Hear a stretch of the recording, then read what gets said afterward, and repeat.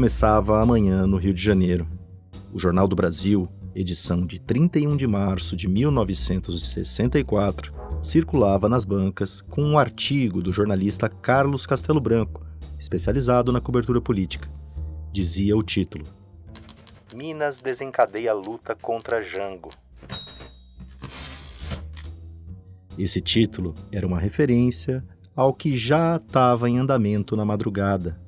De casa, vestindo pijamas, o general Olímpio Mourão Filho acionou um levante militar a partir da cidade mineira de Juiz de Fora, rumo ao Rio de Janeiro. A investida começou horas depois do discurso de João Goulart da noite anterior no Automóvel Clube. O militar descreveu em seu diário o orgulho do movimento que estava deflagrando. Morro pobre, mas até a última hora posso andar de cabeça erguida. Viva o Brasil!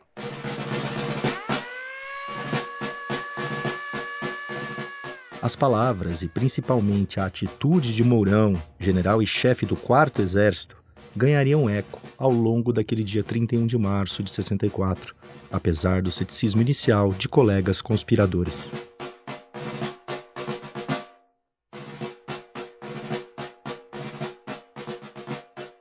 Improvisada, a marcha poderia não ter passado de uma quartelada, como disse ainda pela manhã o general Amaury Cruel, chefe do Exército em São Paulo. Ora, no entanto, o cenário foi mudando. O grupo solitário de Juiz de Fora impulsionou uma ampla articulação para golpear a democracia.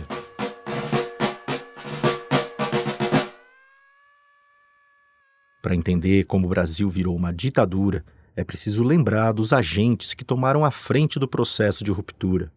É preciso também resgatar de onde veio todo o suporte necessário para que um presidente fosse apeado do cargo, a fim de que os militares tomassem o poder no país.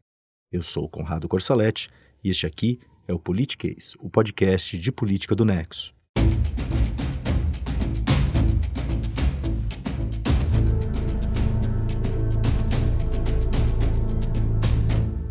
Dia a Dia do Golpe é uma minissérie em 5 capítulos que resgata datas-chaves do solapamento da democracia brasileira em 1964. O material é uma adaptação da série especial homônima, escrita por mim, Mariana Vick, e publicada inicialmente em formato de texto pelo Nexo, por conta dos 60 anos da instalação da ditadura militar no país.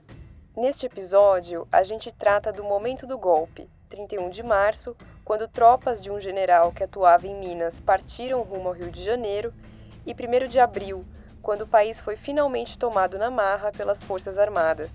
Boa viagem ao passado.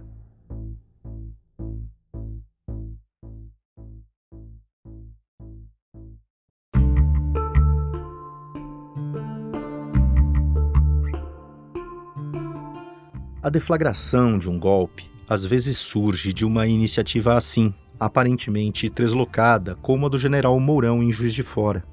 Então, quando você ouve alguém dizendo, por exemplo, que a invasão do Congresso Nacional, do Palácio do Planalto e do Supremo Tribunal Federal em 8 de janeiro de 2023 foi apenas um ato de vandalismo de patriotas indignados, senhores e senhoras de certa idade, cansados dos desmandos do sistema, vale a pena desconfiar.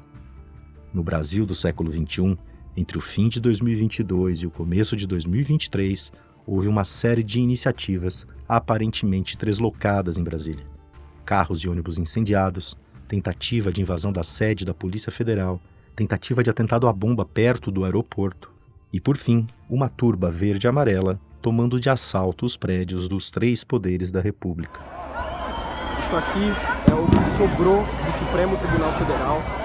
Aqui é o plenário da Todos devidamente alimentados por desinformação sobre as urnas eletrônicas, crentes de que Luiz Inácio Lula da Silva havia sido eleito presidente a partir de uma fraude eleitoral num conluio com o judiciário. Todos devidamente orgulhosos de estarem lutando contra o comunismo.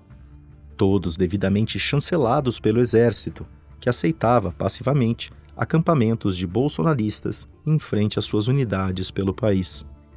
As evidências mostram, porém, que as Forças Armadas não estavam apenas num papel de passividade. Generais e almirantes da ativa, assim como oficiais da reserva, conspiravam para reverter o debacle da reeleição de Jair Bolsonaro. Bastava um pouco mais de unidade para, a partir de uma fagulha das ruas, colocar em andamento um roteiro que previa decreto de estado de sítio, anulação das eleições e prisão de autoridades consideradas inimigas. Mas o Brasil do século XXI já não era mais o Brasil do século XX. A sociedade civil organizada não estava impulsionando um golpe. A imprensa não estava apoiando e instigando os quartéis a tomarem uma atitude pela ruptura. As Forças Armadas estavam divididas. O comandante da Marinha, almirante Almir Garnier, um bolsonarista convicto, estava pronto para agir e colocou as tropas à disposição, assim como alguns generais. Mas os comandos do Exército e da Aeronáutica não estavam dispostos a levar a aventura adiante. Além disso, e este é um ponto bastante importante, a comunidade internacional, em especial os Estados Unidos, não queriam ouvir falar de uma nova quebra institucional na maior democracia da América Latina. Afinal de contas, a Guerra Fria já havia acabado faz tempo. Restou aos arquitetos da trama golpista brasileira do século XXI a contratação de advogados para representá-los nos processos judiciais decorrentes da tentativa de transformar o Brasil de novo numa autocracia. Na década de 60 do século XX, o contexto era completamente diferente. Parte da sociedade civil organizada, das carolas da Igreja Católica aos industriais paulistas, estava de braços dados contra a ameaça comunista que João Goulart, o Jango, supostamente representava. Nas Forças Armadas, apesar de alguns setores legalistas, era majoritária a ideia de que o presidente deveria cair. Os Estados Unidos, maior potência do Ocidente, não só apoiavam, como atuavam diretamente para tirar Jango do Palácio do Planalto. Recursos financeiros foram enviados ao Brasil sob a alegação de combater o comunismo. Os beneficiados pelo dinheiro estrangeiro eram grupos conservadores. O IPES, o Instituto de Pesquisa e Estudos Sociais, era um deles. Esse instituto se apresentava como uma iniciativa voltada à produção de material pretensamente intelectual, como livros e documentários. As historiadoras Lilia Schwartz e Eloise Starling descrevem, porém, uma outra face da organização. O IPES agiu na preparação e execução de um bem orquestrado esforço de desestabilização do governo João Goulart, que incluía custear uma campanha de propaganda anticomunista, bancar manifestações públicas antigovernistas e escorar, inclusive no âmbito financeiro, grupos e associações de oposição ou de extrema-direita. Outra organização que atuava no Brasil com o apoio dos Estados Unidos era o IBAD, o Instituto Brasileiro de Ação Democrática. O IBAD chegou a ser alvo de uma CPI do Congresso por receber dinheiro americano a fim de financiar campanhas nas eleições de 1962. A Comissão Parlamentar de Inquérito apurou que centenas de políticos receberam ilegalmente verba para fazer frente ao governo Jango. O instituto foi fechado. De Washington, o presidente John Kennedy, em suas conversas com o embaixador americano no Brasil, o Lincoln Gordon, falava como interferir no governo João Goulart. Kennedy chegou a questionar o Gordon. Você vê a situação indo para onde deveria? Acha aconselhável que façamos uma intervenção militar? Após o Kennedy ser assassinado a tiros em Dallas, no Texas, em novembro de 1963, um fato trágico para os americanos e ocorrido 46 dias depois da conversa do presidente com o embaixador, a Casa Branca passou para as mãos de Lyndon Johnson. Foi ele, o novo presidente dos Estados Unidos, quem desencadeou a Operação Brother Sun, de suporte aos golpistas brasileiros.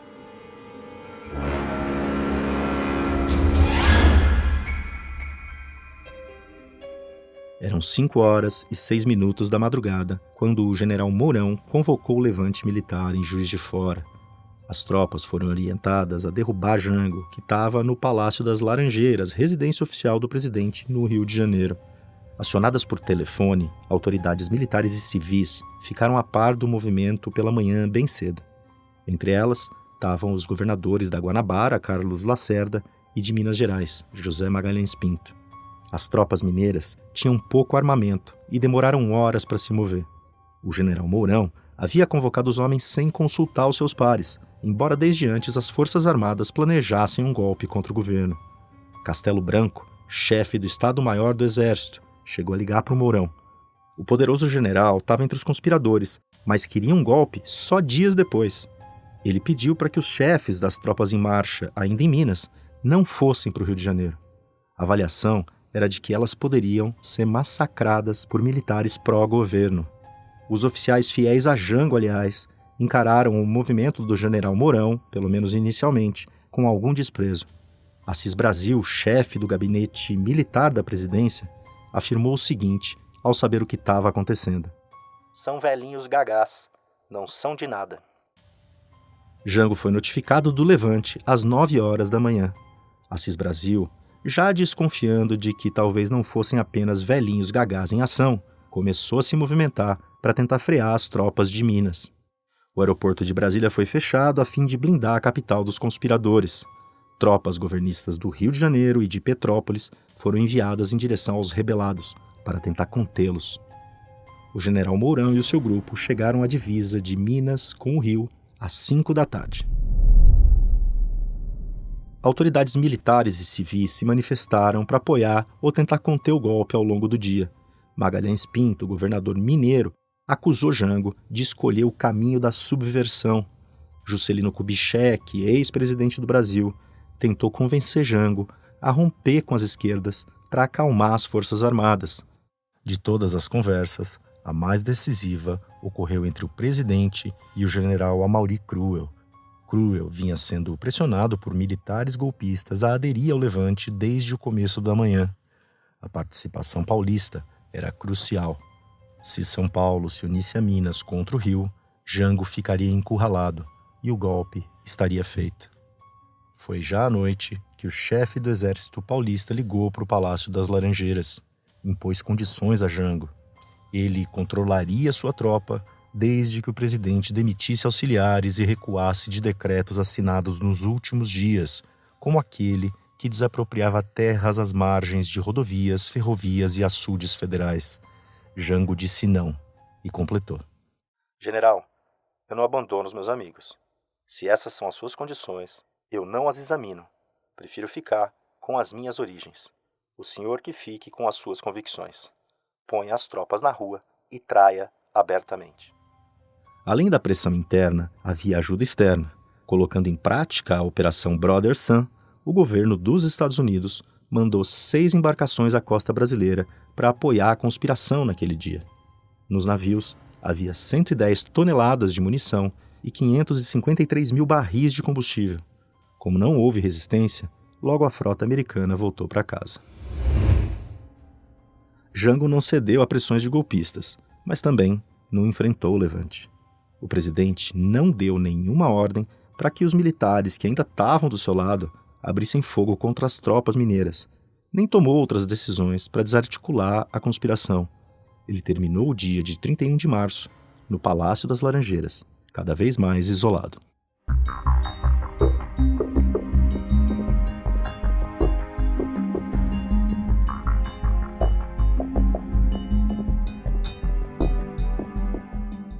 Explodiram as notícias nos jornais sobre o levante. Folha de São Paulo. Rebela-se contra João Goulart o comando da 4ª Região. O Estado de São Paulo. Oficiais estão prontos para defender regime e instituições. The New York Times. Política do Brasil à beira do caos. O jornal o Globo e alguns outros periódicos não foram publicados em 1º de abril por terem sido invadidos na noite anterior por tropas aliadas ao Jango. Os impressos que chegaram às bancas lembraram do discurso desafiador do presidente contra as Forças Armadas no Automóvel Clube do Rio, 2 dias antes, destacando como aquela fala tinha sido confrontadora. Ao mesmo tempo, alguns deles defendiam uma solução pacífica. Num editorial, texto que exprime a opinião de um jornal, a Folha de São Paulo escreveu: "É por paz que anseia o povo brasileiro. Não quer golpes pró-governo, nem golpes contra o governo. Não aplaude atitudes de indisciplina nas Forças Armadas, nem a indisciplina estimulada pelo Presidente da República, nem a indisciplina dirigida contra o Presidente da República." Já o Estadão recuperou os acontecimentos da Marcha da Família com Deus pela Liberdade, que havia ocorrido em São Paulo 2 semanas antes, comparando a manifestação com a Revolução Constitucionalista de 1932, uma insurreição contra o regime de Getúlio Vargas, de quem Jango era herdeiro político. A queda do governo, no fim, foi rápida.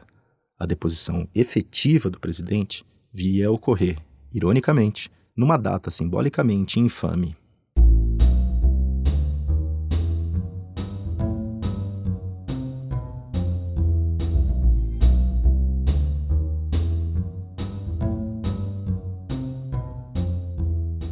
Primeiro de abril, dia da mentira, e também dia de consolidação do golpe militar no Brasil. Depois do levante do general Mourão em Minas Gerais, com a adesão do general Amaury Cruel em São Paulo, a data que dava início ao novo mês foi marcada por uma profusão de reações, protestos e repressão, como que anunciando a cara do regime que começava.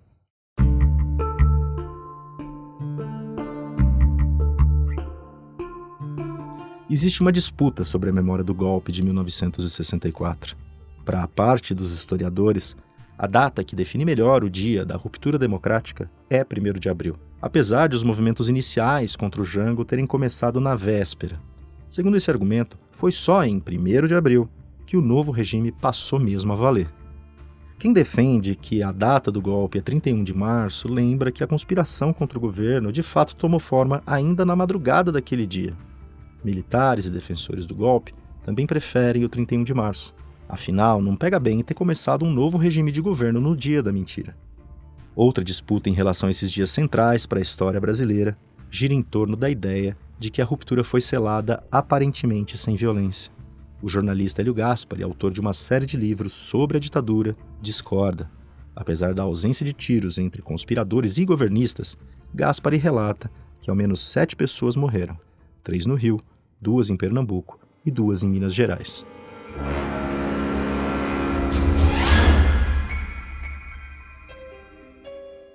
Após o general Amaury Cruel do Exército Paulista aderir aos golpistas, entraram em cena outros 2 importantes personagens, os generais Castelo Branco e Arthur da Costa e Silva.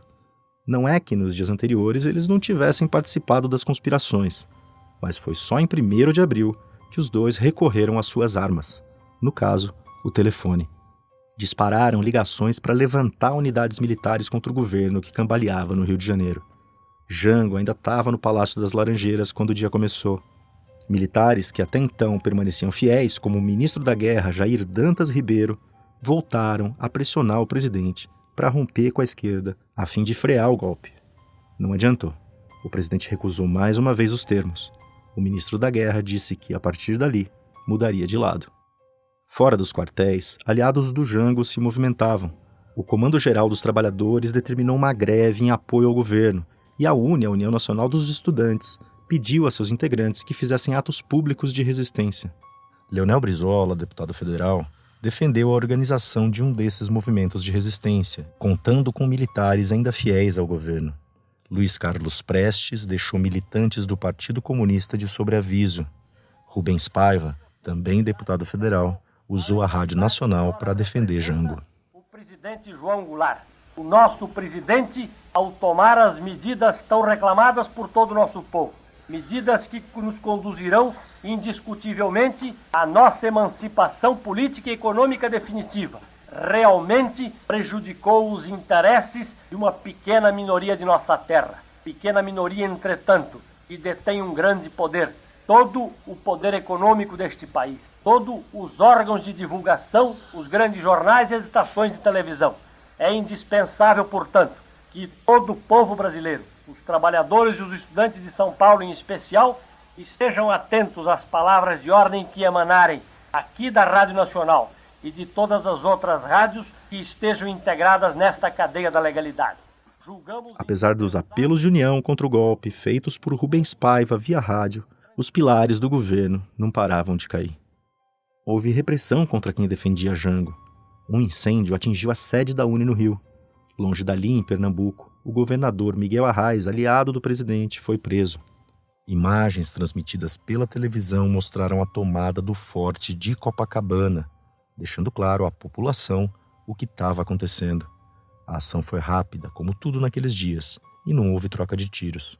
Mas ficou explícito para os brasileiros que a normalidade institucional havia acabado, inclusive com reflexos no cotidiano. Bancos fecharam suas portas. Pessoas correram por alimentos e combustível.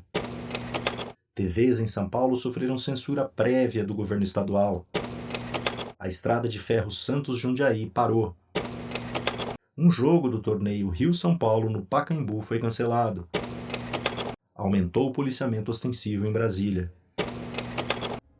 A tomada do QG da Artilharia de Costa, vizinho ao Forte de Copacabana, também apareceu na televisão.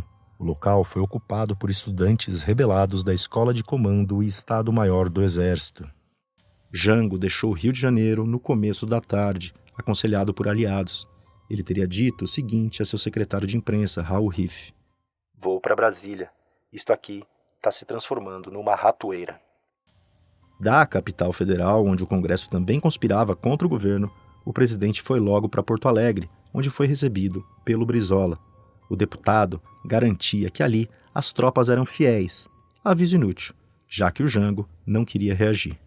Brizola diria posteriormente: "Quando eu o encontrei em Porto Alegre, disse que tínhamos milhares de soldados para colocar nas ruas e defender a legalidade. E o general Ladálio Telles, comandante do 3º Exército em Porto Alegre, disse que tinha armas para munir 11 mil civis, mas ele não quis resistir." Jango, por sua vez, teria dito a um tenente: "Eu não sou revolucionário. O revolucionário é o Brizola aí. Vocês se acertem com ele." Com o golpe praticamente consolidado, o general Castelo Branco, chefe do Estado-Maior do Exército, se dirigiu às 5h45 da tarde ao Forte de Copacabana, no Rio de Janeiro. Foi homenageado, como se fosse já o governante do novo regime. Animados, os golpistas realizaram uma salva de 24 tiros de velhos canhões para celebrar o futuro ditador.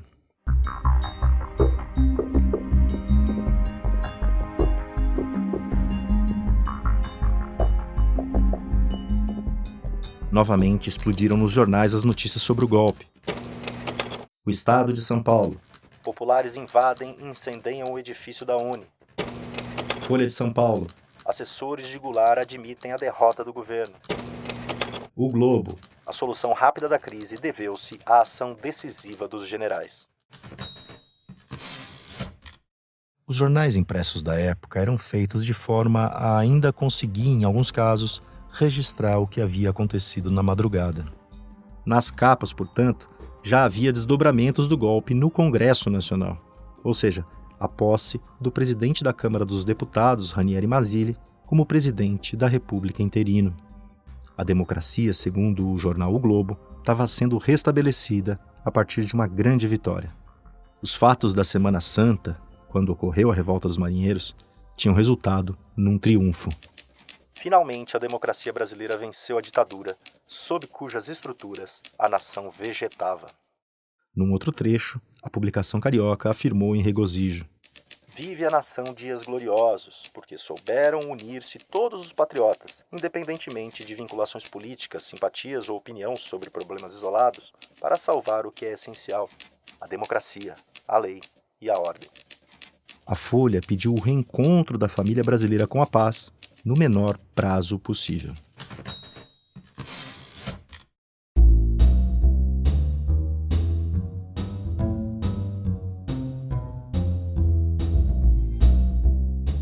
Abril de 1964 chegava a madrugada de seu segundo dia. Em sessão extraordinária no Congresso Nacional, o presidente do Senado, Auro de Moura Andrade, declarou vaga a presidência da República, ignorando que Jango ainda estava no Brasil. O presidente da Câmara dos Deputados, Ranieri Mazzilli, assumiu temporariamente o comando do país. Apesar do teatro civil, uma junta militar passou a comandar os rumos da nação. 7 dias depois da posse de Mazzilli, essa junta militar editaria sua primeira medida importante, o Ato Institucional número 1, ou AI-1, que permitiu a cassação de mandatos e a suspensão de direitos políticos no Brasil. Foram marcadas eleições indiretas, ou seja, sem voto popular, apenas parlamentar, para a presidência e vice-presidência da República. A cara do regime ficava cada vez mais nítida, e não era uma cara boa. Esses dois momentos, a posse de Mazzilli e o Ato Institucional número 1, são o tema do próximo episódio da minissérie Dia a Dia do Golpe. Convido você a continuar com a gente nessa viagem a um passado tenebroso do Brasil, cujos reflexos impactam a política nacional até hoje.